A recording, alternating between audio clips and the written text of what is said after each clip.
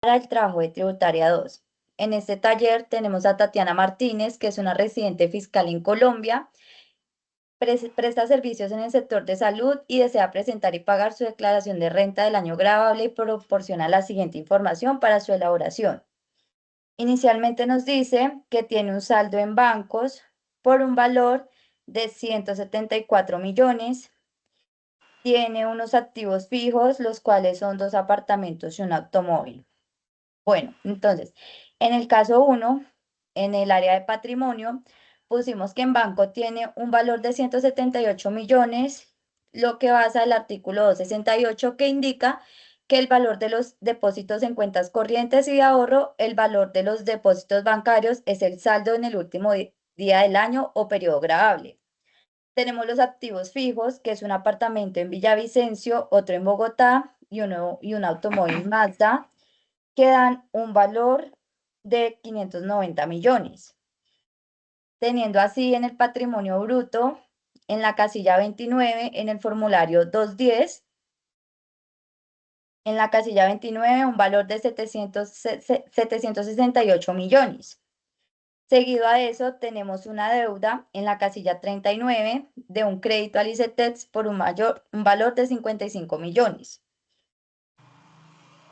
Quedando así el total del patrimonio líquido por 753 millones, que está plasmado en la casilla 31, donde el artículo 282 dice que el concepto del patrimonio líquido gravable se determina restando el patrimonio bruto poseído por el contribuyente en el último día del año o periodo gravable, el monto de las deudas a cargo del mismo, vigentes en esa fecha.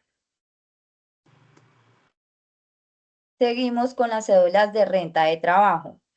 En estas rentas, en la casilla 32 de ingresos brutos, nos da un valor de 223 millones 52 mil, donde tenemos los ingresos para pagos de salario por un valor de 184 millones 153, pagos realizados con bonos de 3 millones 689, prestaciones sociales por 20 millones 926, otros pagos de 1 millón 100, cesantías e intereses por 1.413.000 y cesantías consignadas al fondo de cesantías 11.771.000, basados en el artículo 103 que dice que la fuente original se consideran rentas exclusivas de trabajo las obtenidas por personas naturales por concepto de salarios, comisiones, prestaciones sociales, viáticos, gastos de representación, honorarios, emolumentos eclesiásticos y en general las compensaciones por servicios personales.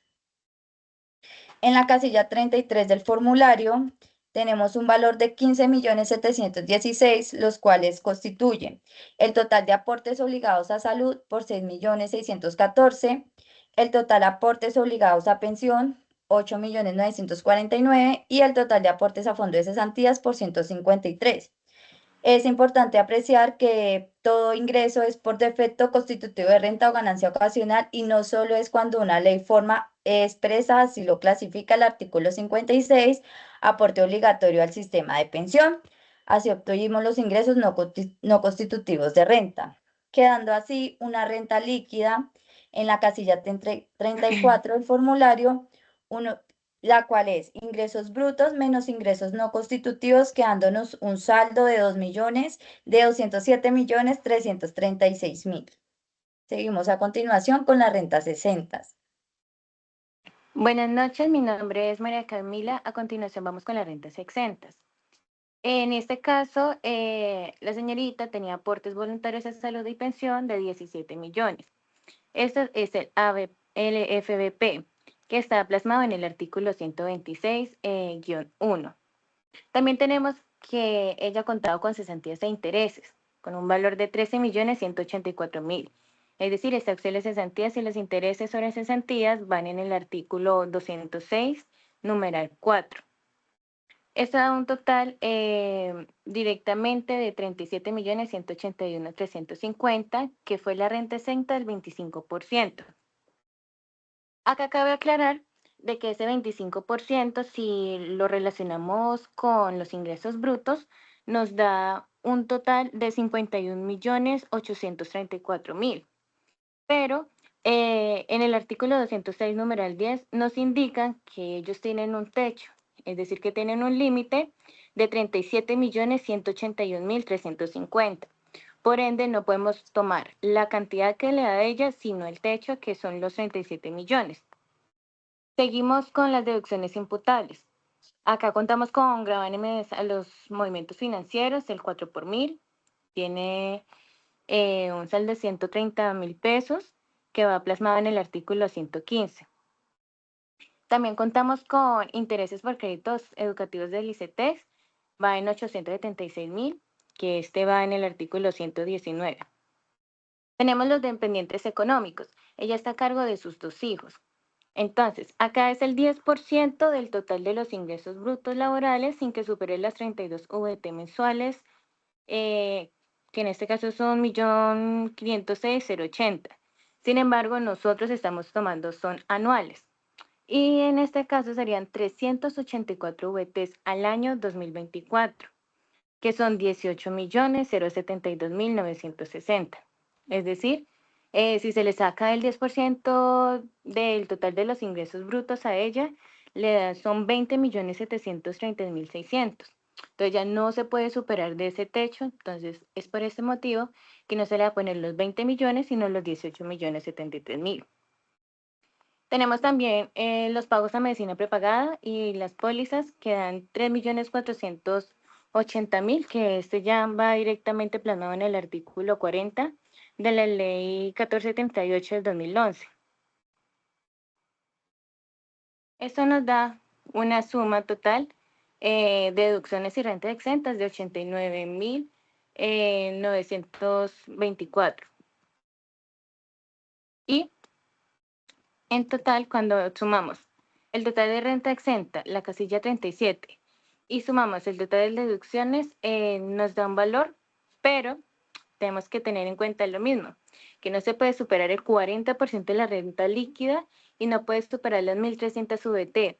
Eso fue por el cambio de la reforma tributaria de la ley 2277 del 2022, que los VTs daría un total de 63.067.000 pesos. Es por eso que se le coloca este valor a ella en acá.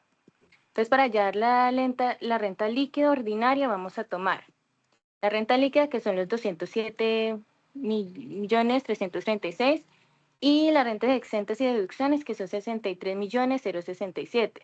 Dan un total de 144.269.000 pesos. Y a continuación vamos con las rentas de trabajo sujetas a costos y gastos. La cédula de renta de trabajo sujetos a costos y gastos, según el numeral 10 del artículo 206 del Estatuto Tributario, donde nos indica que las rentas por honorarios y compensaciones de servicios personales sujetas a costos y gastos y no a las rentas exentas. Entonces, como la cliente tenía unos honorarios por 20 millones, se dejó dentro de esta cédula. Entonces, en la casilla de renta líquida de los ingresos brutos se dejan los 20 millones, la renta líquida 20 millones y la renta líquida ordinaria los mismos 20 millones. Para la renta de capital, según el artículo 338 del Estatuto Tributario, donde nos indica que los ingresos de las rentas de capital son todos aquellos ingresos obtenidos por conceptos de intereses, de rendimientos, arrendamientos, regalías y explotación de la propiedad intelectual. Entonces, nuestra clienta tenía unos arrendamientos mensuales de 1.200.000 multiplicado por 12 meses, entonces se dejaron los 14.400.000. Tenía unos rendimientos financieros por 506.000 pesos. Sumando los dos ingresos nos darían unos ingresos brutos de 14.906.000. Se deja la misma renta líquida de los 14.906.000 y la renta líquida ordinaria 14.906.000. Entonces, en la casilla de donde nos dan 242.242.000 de la renta líquida general, nos indica que debemos sumar las casillas de la sumatoria de la renta líquida ordinaria de capital, la renta líquida ordinaria por honorarios, la renta líquida ordinaria por rentas de trabajo y adicional se tiene en cuenta también la casilla del total de deducciones y rentas exentas, que para este caso nos dio por el tope los 63.067.000 pesos. Listo, sigue Luisa, por favor. Bueno, como dice mi compañera, entonces la renta líquida de la cédula general fue 242 millones. Después de aplicar las deducciones de las rentas exentas de 70.744.000, donde tuvimos en cuenta la adición de los dos dependientes por las 72 VTs que nos sumaban 3.388.060, más el 1% del uso de facturación electrónica, donde ya relacionan 90 millones, se tuvo en cuenta un 1% de 900.000 pesos. Eso nos da un total de 70.744.000 en total de deducciones y rentas exentas, para hallar una renta líquida ordinaria de 171.498.000 pesos, sobre la cual se va a aplicar la liquidación privada para hallar el impuesto a pagar. Con base en ese valor aplicado en la tabla del artículo 241 del Estatuto Tributario, la renta gravable se ubicó en el rango sujeto a la tarifa marginal del 28%, lo que dio como resultado un impuesto de 31.076.040 pesos. ¿Cómo se dio? Entonces, tenemos la renta líquida gravable de la cédula general de 171.498.000. El artículo 241 nos dice que de acuerdo en el valor de VT se aplica la tarifa marginal del 28%. Hallando en VTs el valor de la renta líquida general, nos dan 3.644 VTs. Nos vamos a ubicar en la tabla y esto nos está ubicando entre 1.700 y 4.100 VTs, lo cual nos da la tarifa del 28%. La fórmula dice, base gravable en VTs menos 1.700 VTs por el 28% más 116 VTs. Entonces, tenemos los 171.498 que nos equivalen a 3.600 VTs, ubicamos el 28% del impuesto que nos equivale a 1.700 VTs, 80 millones. La base en VT nos da 1.944 para un total de 91.487.500. A esto lo multiplicamos por el 28%, que equivalen a 544 VTs y nos da un total de 25.616.500. Dice que después de hallar esta base del 28%, le sumamos 116 VTs que equivalen a 5.459.540 y nos da un impuesto de la renta líquida gravable de la cédula general y de pensiones de 31.076.040. Teniendo el impuesto a cargo ya, durante el año se le practicaron retenciones en la fuente por 22.352.000, valor que se descuenta del impuesto calculado. Entonces tenemos retención por pagos laborales de 20.352.000 y retención por honorarios de 2 millones. Nos da un total de retenciones de 22.352.000, el cual se descuenta del impuesto a cargo de que es 31.076.000 y nos da un saldo a pagar de la declaración de renta de 8.724.040. Ese sería el valor del impuesto que tendría que pagar la cliente que tenemos nosotros. Listo, eso sería todo.